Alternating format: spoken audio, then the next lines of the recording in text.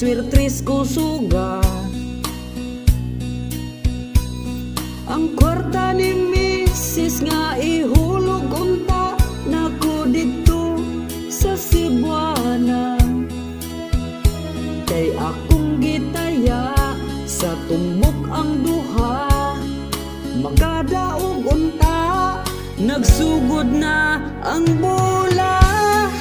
Karong gabi untok alas 9, tanaw lang kog TV. Sa wala lang damha, wala gyud sakay.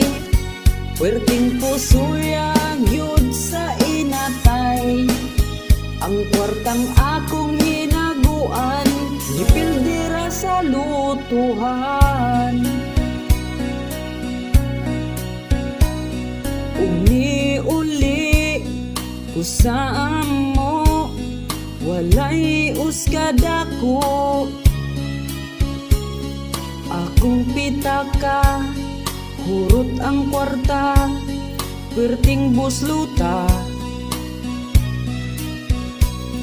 Nisulti si Mrs. nga asa naman tang tuimuhang gipadala.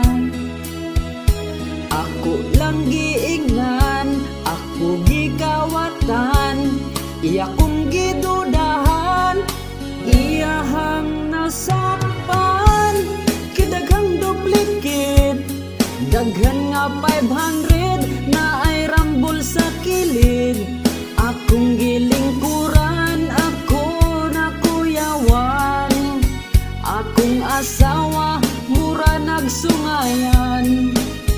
Ang akong gwapo nga hitsura, nabunog ra sa kulatan. Dili mo mag-anad, mga sugarol, muuli niya mo, na walay purol. Maglingo-lingo, kay wala kadaog, mainata na pud inyong itlog. Ang inyong kwartang hinaguan, gipildira sa lutuhan.